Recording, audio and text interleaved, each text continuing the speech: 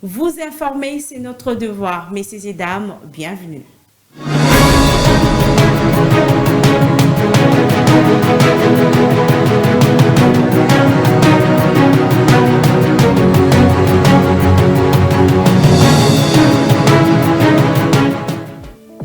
Meurtre d'un taximan à Kinshasa, 25 bandits armés dont un sujet angolais ont été arrêtés et présentés à la presse ce mercredi 16 octobre 2024 par le commissaire divisionnaire adjoint Blaise Kilimbalimba qui rassure que la police ne va pas se fatiguer.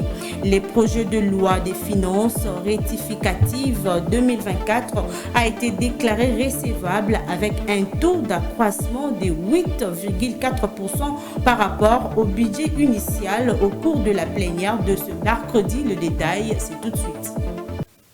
Bienvenue à nouveau à la Chambre basse du Parlement. Le projet de loi des finances rectificative 2024 déclaré recevable avec un taux d'accroissement de 8,4% par rapport au budget initial. C'était au cours de la plénière de ce mercredi 16 octobre 2024.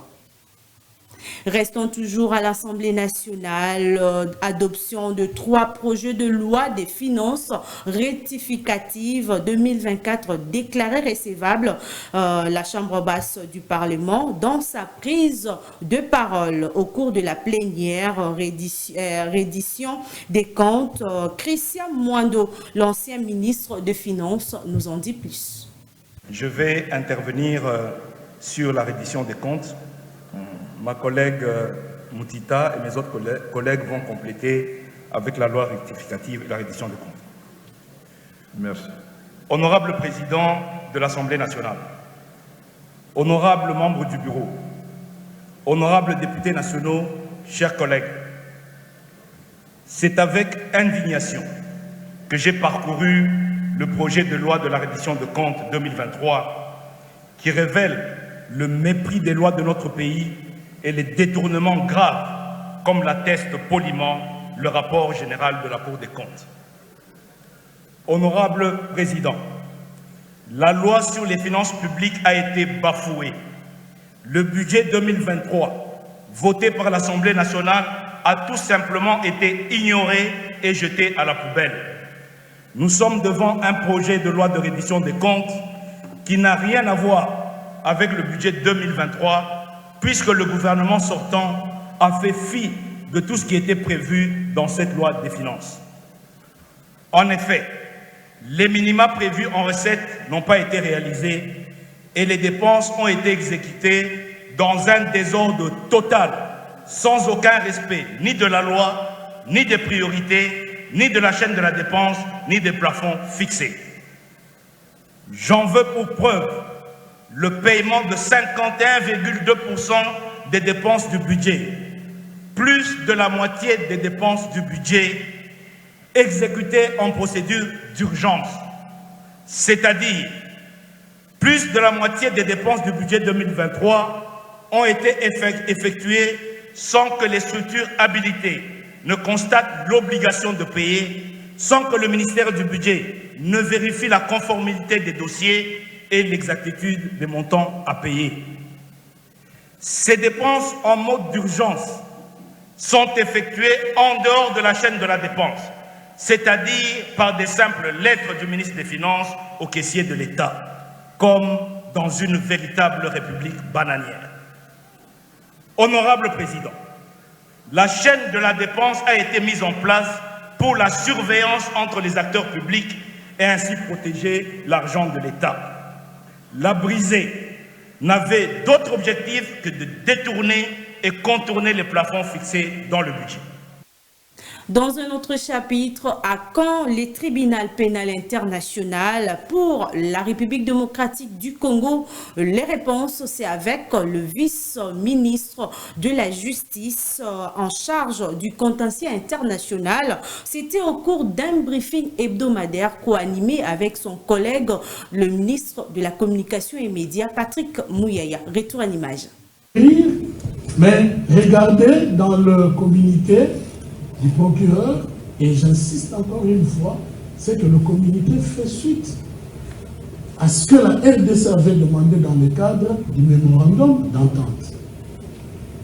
Et là, actuellement, là, maintenant, parce que dans le communiqué, vous voyez le procureur saluer l'idée de la mise en place d'un comité de pilotage pour arriver à l'installation d'une cour pénale au niveau national. Donc, on va laisser les travaux se faire, mais sachez qu'un tribunal pénal international pour un pays s'instaure par deux procédés, soit par un traité, soit par une décision unilatérale du Conseil de sécurité. Et donc, il faut en faire la demande. Quand vous faites la demande, il faut trouver comment lever le fonds. Je vous confirme, et vous m'avez donné encore l'occasion de vous ajouter un des éléments ou l'une des initiatives que le chef de l'État a mis en place.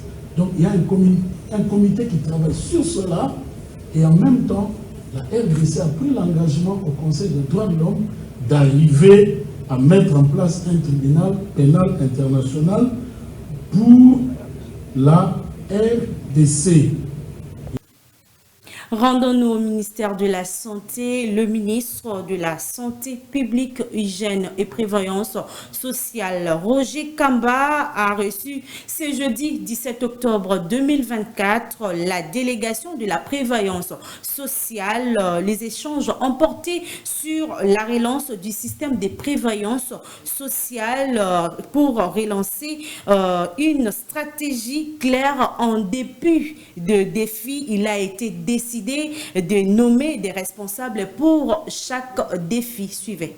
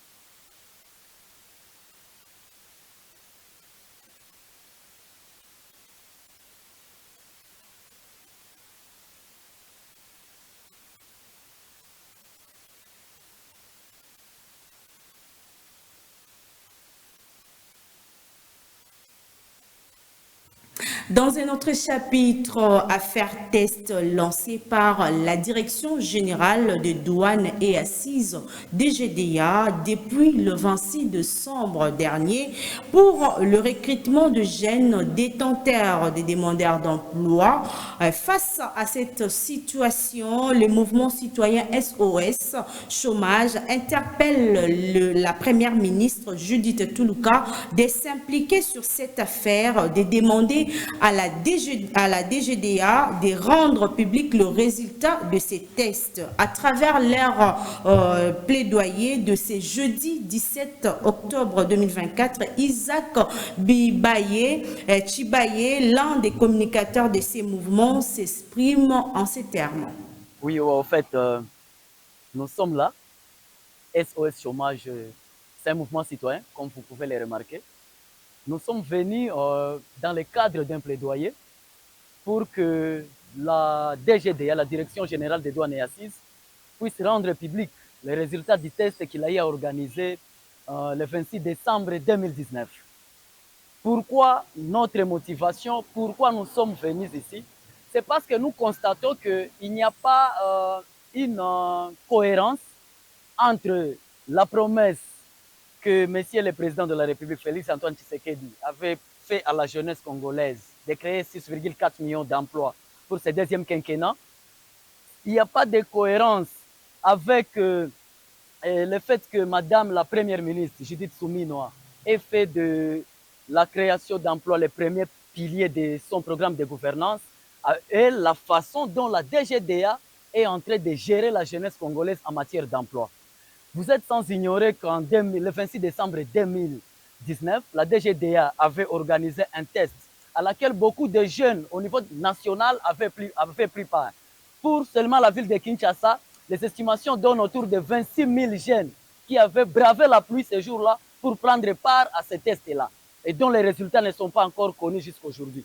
Alors, à notre niveau, étant donné que le 20 décembre dernier, nous avons eu à signer un contrat social avec les chefs de l'État basé sur le fait qu'il doit nous créer 6,4 millions d'emplois pour ce deuxième quinquennat et que nous demandons nos votes, nous ayant rempli notre part du contrat.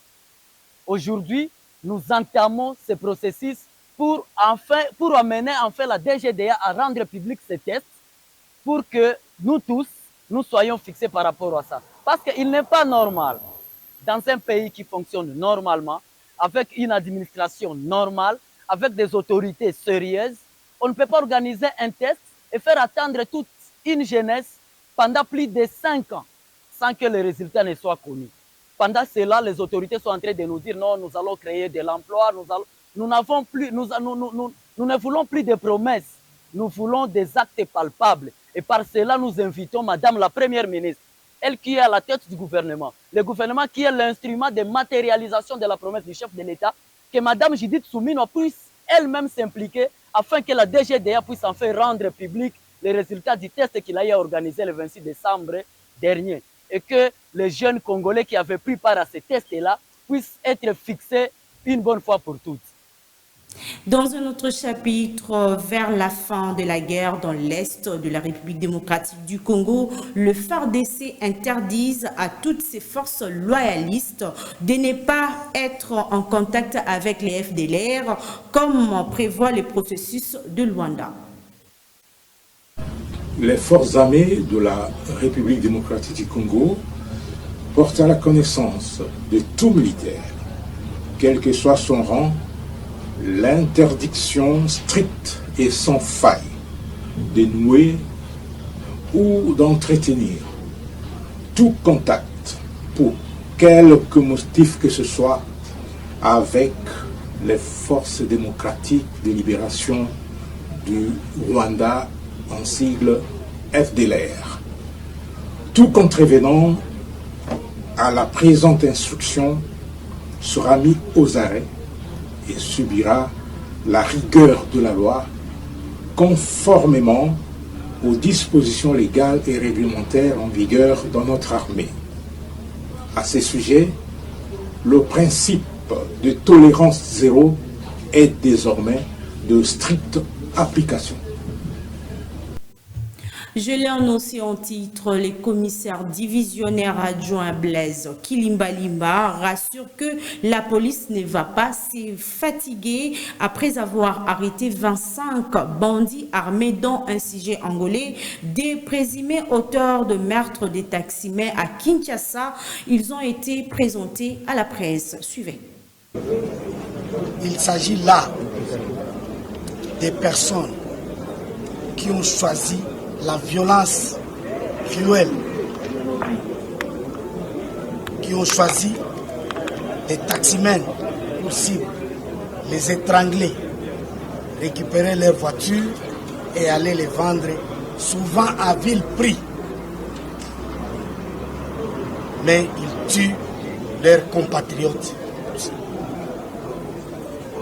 C'est un grand jour où, au grand jour, ces gens sont dénichés et leurs victimes sont affichées là-bas. Je vais demander à ce que ces images soient diffusées pour décourager ceux qui les font, parce que hormis ceux qui ont été attrapés, d'autres sont restés sur les champs de bataille. Vous voulez encore être pris, appréhendé par la police, ou rester sur les champs de bataille, continuez. Nous sommes en face de vous et non derrière vous. C'est ça le message. C'est un grand jour et cette lutte continue. Il y a parmi eux, comme vous l'avez constaté, qui ont fait des prisons, qui étaient condamnés à perpétuité. Et sans la grâce présidentielle, ils sont dehors. D'autres sans libération conditionnelle, ils sont dehors. Mais hélas, jusqu'où nous allons tourner en rond, il faut que ce travail aille jusqu'au bout. C'est ça le vœu de la police nationale congolaise pour ces jours. Félicitations à tous les collaborateurs, à la police de la police nationale et à la population qui nous a donné des pistes claires et qui nous ont permis de réaliser ce bon coup de filet. Merci au peuple quinois, vous pouvez rester tranquille. La grande criminalité, nous sommes derrière elle désormais. Les moyens visibles et invisibles sont en marche. Il y a des voitures de police banalisées qui sont là et qui recherchent tout ce qui extorque les motos et les tue. Ils sont là aux arrêts. Et leurs photos seront publiées pour que vous les voyez une fois revenus après sa prison et vous puissiez faire attention avec lui. C'est ça l'objectif de leur publication. Voisin au monien Nanzela. Et enfin, le médecin des services publics sont entrés en grève depuis le mardi dernier sur l'étendue du territoire national. Seules les urgences et les centres de prise en charge du monkeypox sont opérationnels. La grève a été initiée par les syndicats de médecins congolais qui affirment que le mouvement est bien suivi. D'après Sadissi Landondine, médecin à la zone de santé de Mbanzangungu, donne quelques raisons. Alors, s'il faut dire un mot en rapport avec la grève de médecins, le mot d'ordre a été déjà lancé au niveau national depuis le 14 octobre 2024 et au niveau provincial, le retard d'application est dit à l'invitation du gouverneur lancé à nos délégués syndicaux. Alors, en rapport avec nos revendications, cela est dit simplement au non-respect des différents accords. Alors, ce que le médecin exige